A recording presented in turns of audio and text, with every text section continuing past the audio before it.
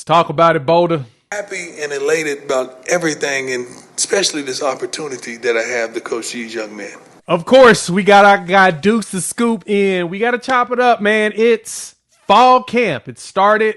We had the great news from Coach Prime earlier this week. Man, I'm excited. So I had to read my guy Dukes in to chop it up. What's going on with you, bro? And I'm good, man. Blessed to be here, my brother. Hell yeah, I'm blessed too, man. Get you on here, man. It's been a trying week. Like, I know you had Deion Sanders Jr., aka Bucky, on last week or so, right? And of course, the topic of conversation popped up was about Coach Prime. And I love how you started that bad boy. Said, "Look, we ain't talking about that. Just understand, our guy is good. We ain't gonna talk about that." But then he came out and gave us the whole spiel on bladder cancer, having the bladder removed, and of course he made jokes and everything, which is so Prime. That's 100% Deion Sanders, dog. Yeah. He made the jokes, he made light of it, but he reminded everybody to get checked up, man. So give us some of y'all feelings, man. And now this processed over the last day or so, dog. How you feeling about that whole scenario now that it's out in the open? Man, I just feel like sometimes we don't get to see Superman put the cape on. Sometimes we just hear about Superman. And I think yesterday we were able to see Superman put the cape on. Like, we hear about Deion Sanders and Coach Prime and all of that, and we remember what he did, all his exploits on the field, and sometimes we forget about people being superhuman. And I think that's one of those things that, I feel like anybody that beats cancer is superhuman, not just Coach Prime. But there are times where we just think about him in one light and we forget that he has the ability to put the cape on too. So I think him revealing that while the draft was going on, he never told Shador, holding that to himself through that process. I think also just, making a decision to get the bladder removed so he could be back, for fall camp. I just think in multiple ways he put that cape on and was able to show that he's that guy on and off the field, and the confidence and his faith that he usually leads with is the real deal. It ain't just talk. So I think, and it doesn't have to be Deion Sanders. And I think that was the most important part, that he let everybody know, like, look, what I just did, you don't have to run a 4.240. You don't have to be the best cornerback in the history of the game. You can just be somebody with some will and some fight and some want to, and that'll get you over the edge. And I think that's get you over the top. And I think that's what Coach Prime did. Yeah, man, that's probably the story of all of it, is that he showed us a vulnerable side. Like, you had retweeted an article by Chris Marler over there at LouisianaSports.net, and I love that article. I went through and read it, and he basically pointed out that Coach Prime gave us some really good news that really would resonate with everybody.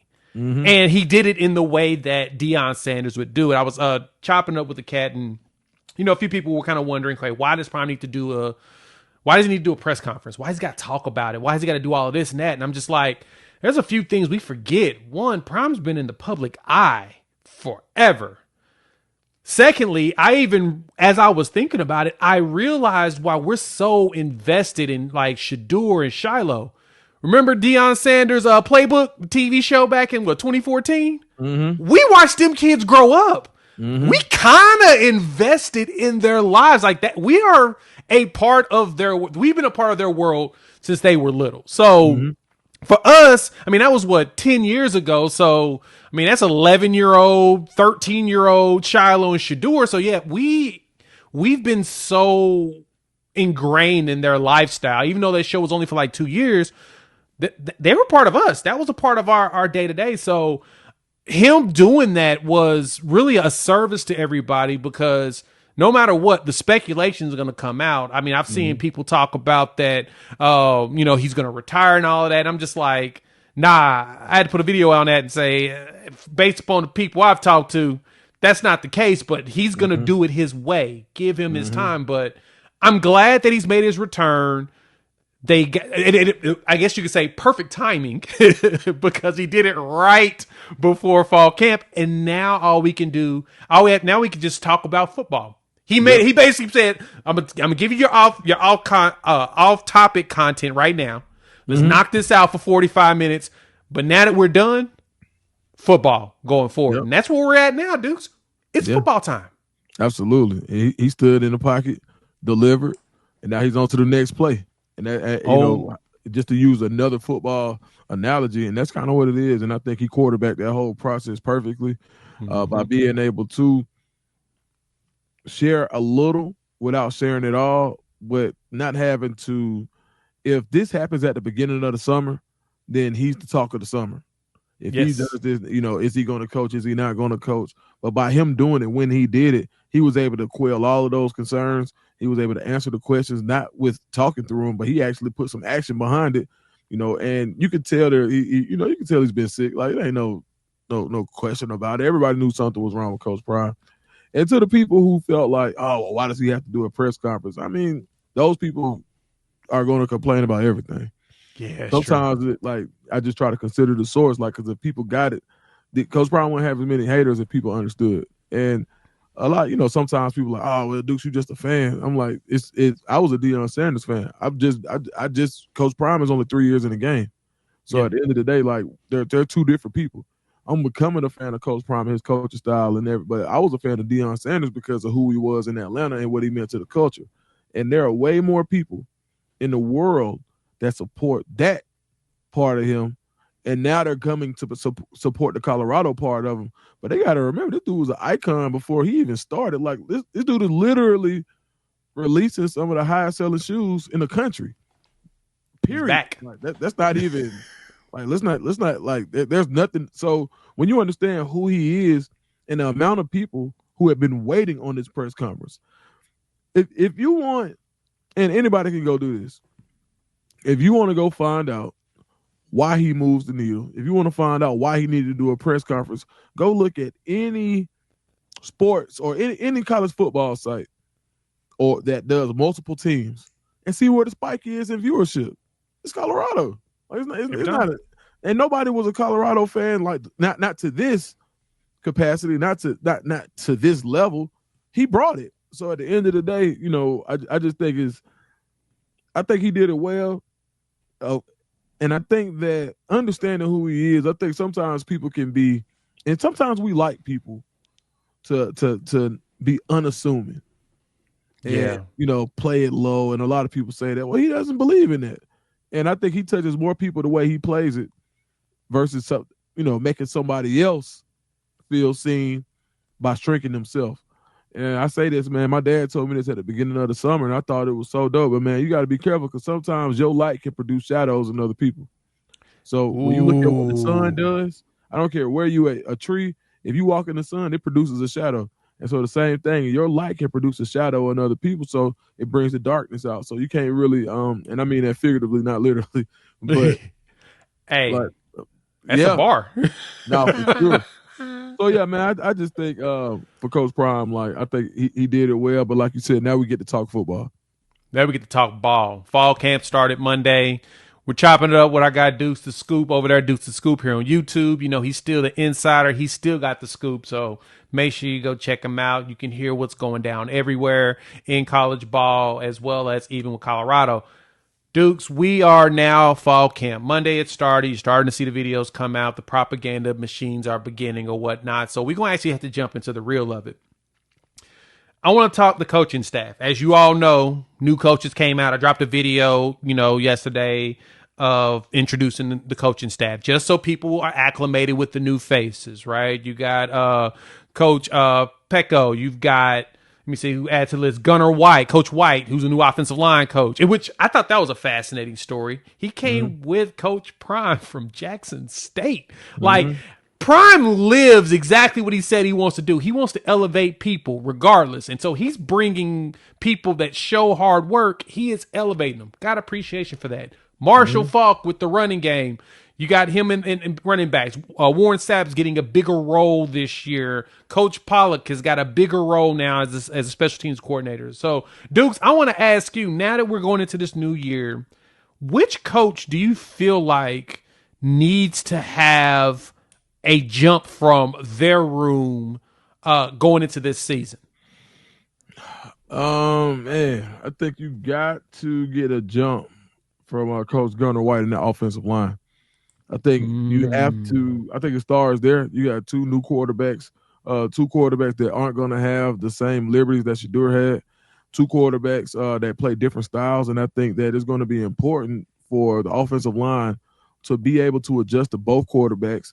Also, be able to roll grade from going to primarily pass setting last year to get down to more of a pin your ears back and go find somebody and hit somebody.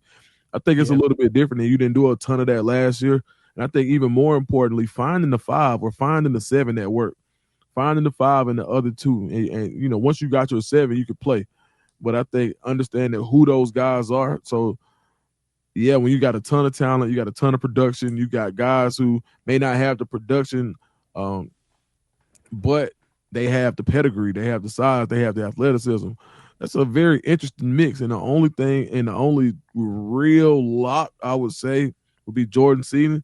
And then after him, I would probably go Xavier Hill. He's showing up on draft boards now. So those two guys I would probably say are safer than anybody else. Safe. I would bet on those. None safer than Jordan Seaton, but you can't forget Xavier Hill, who was a all-conference performer coming from out of Memphis, and he's showing up as a 4th to 5th round pick right now on Blesto reports and pre-draft scouting reports. So I think he's going to be a guy that they're really high on. But outside of that, you got to find an offensive line, dog. No, I agree with you there. And this, I was reading Phil Steele's book, and he was saying he feels like this is the best line that Colorado's had, probably more so with continuity as well as talent. And you're right, new quarterback, new scenario. It ain't going to be like Shador out there, just being able to sling it the way he does. We're waiting to see what these two dudes are able to do. You got a true freshman and then a veteran in Salter who's been around the block. He understands what to do, but at the same time, this is all new for everybody. And so having that offensive line is going to be critical. You're right. Got to have those 2 swing guys to go with your 5, so 7 total. For me, man, it's going to be Marshall Faulk. I think a lot of the pressure's on him. Like, it's funny because I was looking here at Coach Phillips, right? Wide receivers, 4 dudes go to the NFL. 3 of them get drafted, most in college football in NFL draft, and you add 1 more, gets signed.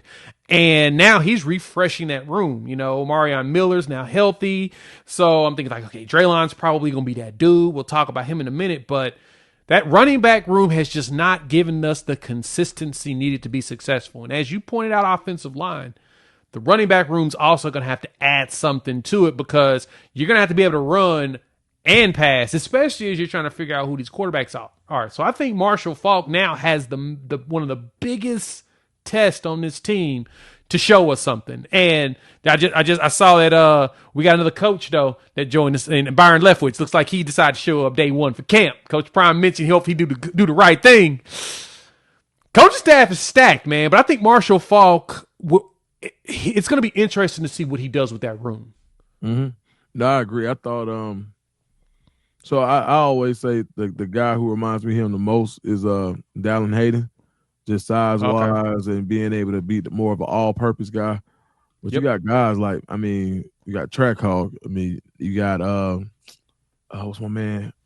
Michael Welch. Welch. Welch. Yeah, Michael Welch is another good one. Yeah. Yeah, man. He said he's like tackling a ball of knives. So I just think you got so many options. And I think you just got to find that right tempo, that right pace. And I think you're gonna play. I think they play 4 running backs this year. I think all 4 get meaningful touches. I just don't know who goes out there first. And I think they're gonna go with the hot hand until someone proves themselves to be a step ahead, a notch above everyone else. So, like you said, figuring out that running back room is gonna be important because I know they want to run the ball, and I know the goal is to have fresh legs in the 4th quarter. And I don't think one man can do it on their own. Yeah, no, not at all. And shout out to Charlie Offerdahl. I saw that he decided to retire from football yesterday. That's prayers to him. Prime already said he's going to have his scholarship, and he's probably going to be involved with the team too. I'm assuming he's probably going to get into like a little grad assistant coaching type role. So shout out to him. He won't be one of the running backs we'll see out there running around. But no, like you said, they're probably going to rotate a lot of backs.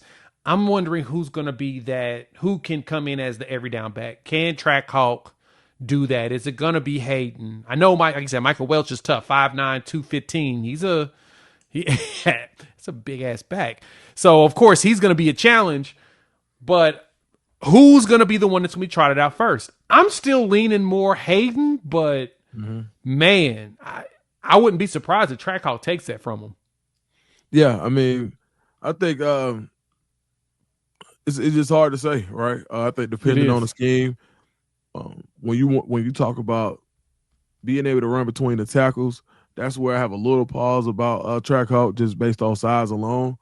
But I just think as far as if you want to roll somebody out there that doesn't give a key to anything you want to do, if you see Michael Welch, you're probably thinking run between the tackles. Yep. You see Dalvin Hayden, you can run outside zone, inside zone. You can throw the ball to him. He can pass protect. I think he's the guy who really encompasses the strengths of all the other running backs in the room. So I think he's probably your all-purpose guy. But depending on the scheme, if you want to run some outside zone, you got to go Trackhawk, somebody you can get into space and who's going to make somebody miss and have a chance to hit their head on the goalpost from a long way out. You would probably go with Trackhawk. And if you need somebody, we want to set the tone. We want to be bruising backs. That's what we want to do. I think you got to go with Michael Welch just to start. And the guy, did he come from Mississippi State? They just got the last running back. Yes, Simeon Price as well as Christian Sarum. Okay. I think Sarum is the one that played in the SEC. Can't remember. Okay. But yeah, you got two more dudes that now you've got additional competition. So you're right. I can see them having a good battle where you're rotating four backs. Because, I mean, Christian I think he's a senior. Let me look real quick. No, he's a junior, 6'2", 220. Jesus Christ, he's a big running back. That's a big boy. And then Simeon Price, senior, he's 6 foot, 215. So, yeah, no, you got plenty of options. But, man, the question is who comes out and who does Marshall Faulk, Coach Faulk, get out there as their top guy. All right, now we got and just to note on Simeon Price, like his freshman year, he played a lot at Mississippi State. I just had to jog my memory. He came from Coastal Carolina, but he started off at Mississippi State. He played a lot as a true freshman in the SEC, so he's got some pedigree to him as well. Yeah, and so he knows how to play. So let's see if he steps up and becomes another option for Colorado. All right, defense, man. So questions are coming in, of course, is what defensive coordinator, Coach Livingston, what's it going to look like this year with this defense? The secondary, I've seen some fans on the socials, they got questions. They're wondering how this secondary is going to look now that Travis Hunter's no longer there, no longer that Colton Hood's gone. It's really on McKinney, who actually I've seen him on a few ballots as potentially, all Big 12 potential. Who's going to take over that second spot, and who do you think is going to be really doing some stuff at the corner position? I think R.J. Johnson. I always say if you were to draw a corner, that's what you would want him to look like. He's got perfect size. He's a prototype corner. You saw him getting some extra instruction from Prime in the spring. It may have been a little bit of foreshadowing, and when Prime sees something in you, he feels like it's his responsibility to get it out. And I think that's what you'll continue to see with R.J. Johnson. So I think experience. I think he may be the guy. If the season started today, you had to play Georgia Tech tomorrow, he would probably be the guy that you trotted out there first. But I'm interested to see how Deion Parks plays at this level. We know he came from a smaller school, but man, he was so productive. A lot of teams wanted him, so I think it's going to be between those two for their other cornerback position. Yeah, Deion Park is the one that's interesting to me. He feels like a sleeper. I mean, came from Illinois State, comes from a small school, so I totally understand everybody's, I guess you could say, doubt about him. Because I mean, most fans doubt when a dude comes up from the next division and think, oh, okay. I mean, is he good enough to play? But at the same time, I mean, the Jared Verses of the world do exist, right? The Khalil Macks of the world do exist, where a dude they're so dominant down there, they move up and they're like, oh no, he's still that dude. He's still got the talent. So kind of makes sense that, all right, you probably do need to play up here. You shouldn't have been down there for as long as you were.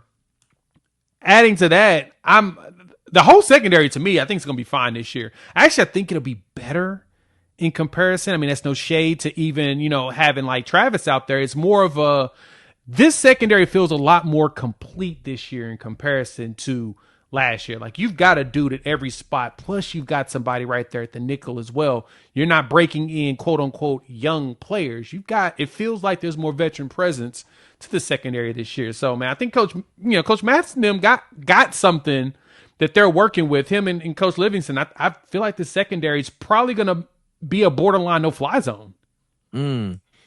I mean, you got the pieces to do it. I think they have to play together. And I think what makes this secondary better is you've got more athleticism based on the pieces that you have in some of the roles. And I think that not just because somebody's faster, but you got size involved as well. When you think about like a guy like a Terrence Love, 6'2". I think he lost some weight. I think he's, he got down like around 200, 205, but he was playing at 215 at Auburn.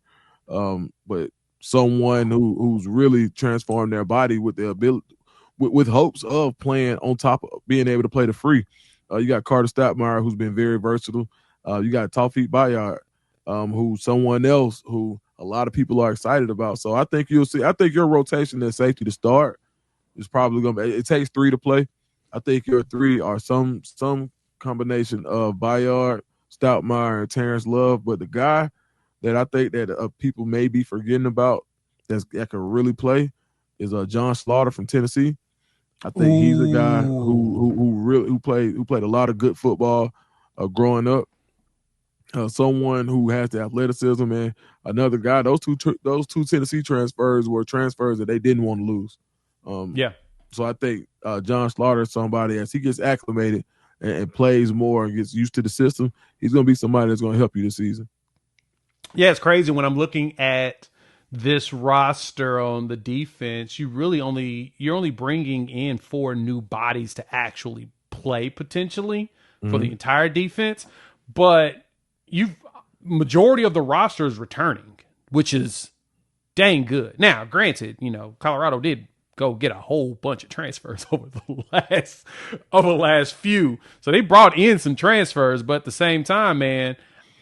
Yeah, this defense is probably going to be turned up, especially when you look at the defensive line, man. So I think, is there any position on defense you have questions about going into fall camp that you hope get answered in the next few weeks? I would say, who's your green dot linebacker? Who's the guy who calls it on defense?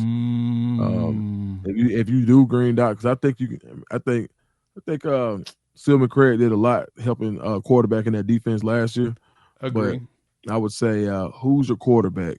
And I would think you would want a linebacker if you're having a reset. So what linebacker do you green dot as your quarterback? And I think that's one question I do have. I'm gonna tell you, like I think Sean Myers has a chance to play a lot, but I think you roll. I think I think he'll be in that 3. When you talk about guys who. When you talk about someone who has the ability just to fly downhill and is a really smart player, maybe not the athleticism of a Reggie Hughes or Martavius French, I think those two are your workhorses as far as sideline to sideline. You need somebody to make a play, being able to be in coverage, being able to take care of curl, flat, and hook zone. So I think those are your guys, but I think you need a quarterback. And I would say I just want to know who emerges as the quarterback of the defense. Yeah, Martavius French was the one I was thinking about, but no, Sean Myers is very interesting. Now, one person I saw a video on the socials that hit not too long ago was Kylan Salter. Jesus Christ, that kid is huge. I didn't know that he was that big. Yeah. I kind of feel bad for Caden. Did Kylan take all the genes away from him? Like he didn't allow. He's like older brother, because that's what it is. It's the younger brother always comes in bigger, and then the next brother usually shows up even bigger. And it's like, Jesus. I saw the picture. I was like, I did not realize he was that huge of a human. But he's also only a redshirt sophomore, so you got time. He got some time. He may still an opportunity to come in and take somebody's spot. Maybe not. Exactly. Just like I said about R.J. Johnson, man. If you want to draw a linebacker, there you go. I think first. Yeah, he's one that you would draw. I mean, what, 6'2", 230? And I don't think he's 230. He looks like a little bit bigger than that. So he's right there at the prime spot to start to continue to grow and prepare to go to the NFL. Like that's about the size you want your NFL linebacker to come in at, 235, 240, and then of course they're gonna balloon up depending on what type of defensive sets you have. If he's gonna be a run stuffer, you may get him up to 250. If not, have him out there chasing running backs. Yeah, 230, 240. So, yeah, no, this defense is going to be intriguing this year. I think the biggest question I have is just how good this defensive line is going to be. But I think I like the green dot. That's one I'm going to have to investigate and figure out what the hell it's going to look like this year. All right, we got our guy Dukes the Scoop, man. I appreciate you pulling up. Let the people know where to find you and how they can get all your good content, man. Man, follow me. You can put in Dukes the Scoop. My channel is The Scoop with Dukes on YouTube. So just The Scoop with Dukes, Dukes the Scoop, Scoop and Dukes. You'll find me. You'll find me, man. You go live what days? Yeah, usually Mondays for sure. And then and you just subscribe, and you might catch me on a Tuesday. You might catch me on a Friday. Who knows? Just just subscribe, and you never know. We always have a good time. And when I go live, it's more so just like kicking it. Like is not as football based. We talk some Colorado, talk some Auburn, talk some Falcons, talk whatever you want to talk about. So, but it's always a good time just to get in, decompress, and have a conversation like you're in the barbershop from the comfort of your own home. And they're just talking ball, man. It's a good time. So make sure y'all pull up, hit the like, subscribe, bell notification. That way you don't miss any of those. And we'll chop it up soon, folks.